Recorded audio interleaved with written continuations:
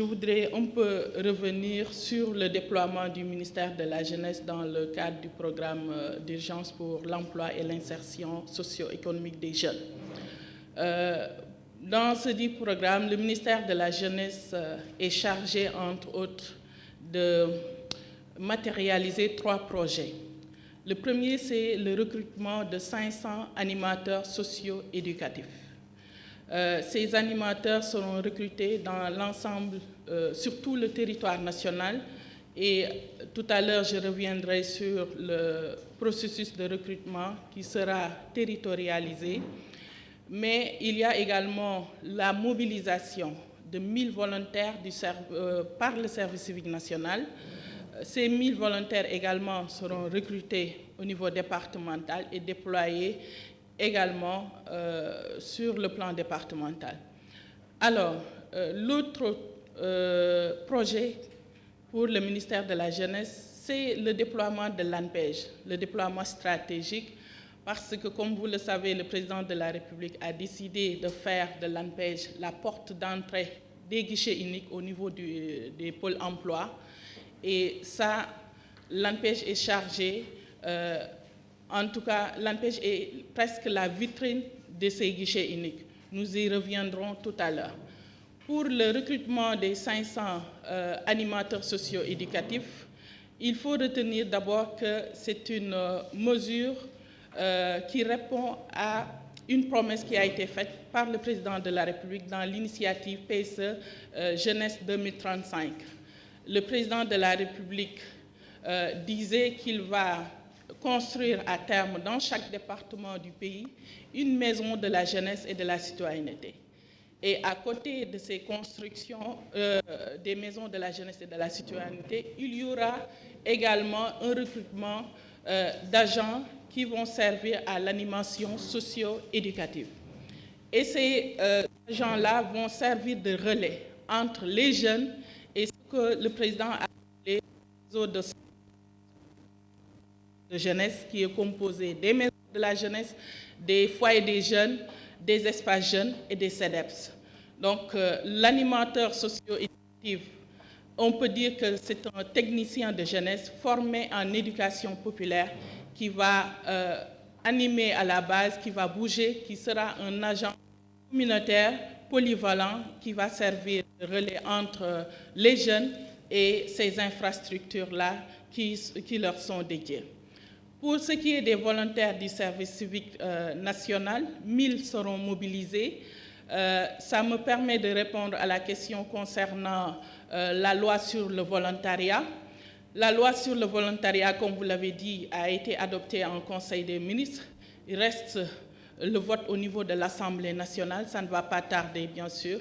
Mais ce qu'il faut retenir, c'est que le président de la République a décidé de renforcer le service civique national, d'abord en moyens financiers, mais également en moyens juridiques. En faisant quoi? Le service civique national va devenir une direction générale du volontariat et du service civique. Donc, ça va être renforcé en moyens financiers, mais également en moyens humains avec le recrutement de ces 1000 volontaires-là. Ça va permettre aux jeunes, quand même, en tout cas, de développer leur citoyenneté, mais également de faire la promotion du volontariat. Pour le déploiement de l'ANPEJ, je l'ai dit tout à l'heure, l'ANPEJ est la porte d'entrée des guichets uniques. Nous allons nous déployer au niveau des smart services pour le moment, parce qu'à l'origine, ces guichets uniques devaient être au niveau des maisons de la jeunesse qui sont en construction.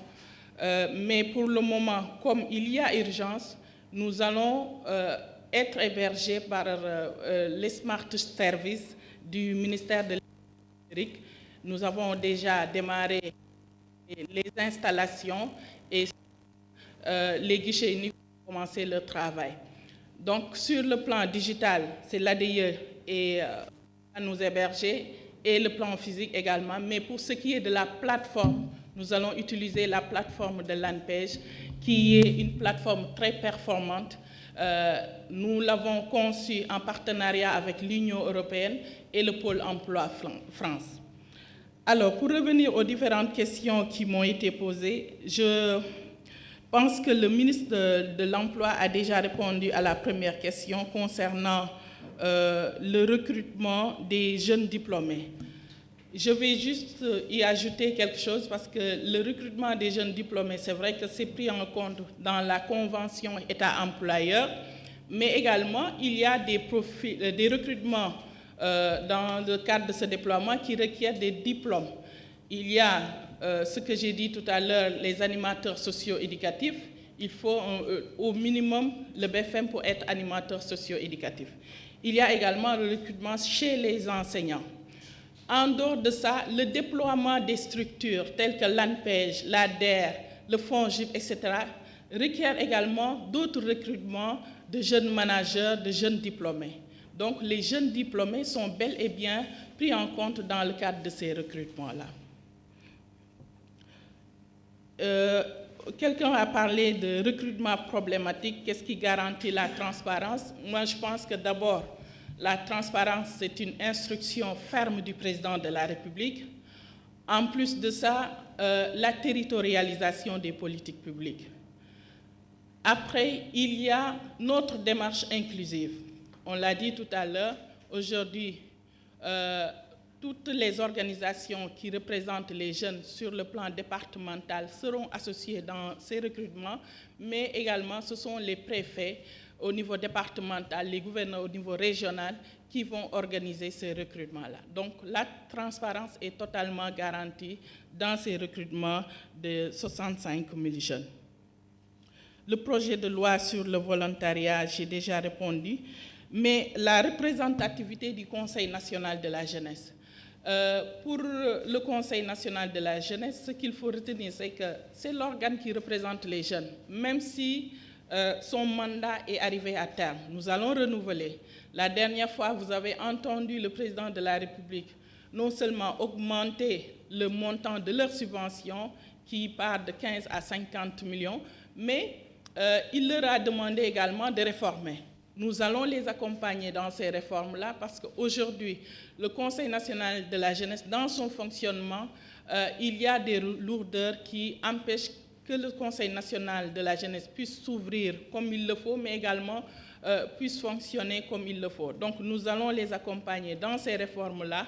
Nous avons commencé les consultations avec eux et nous allons non seulement réformer, mais également renouveler le Conseil national de la jeunesse. Mais pour le moment, le dispositif qui est là, le ministère de la Jeunesse a l'obligation de travailler avec le Conseil national de la jeunesse jusqu'à son renouvellement et la transparence sera garantie parce que nous allons y veiller.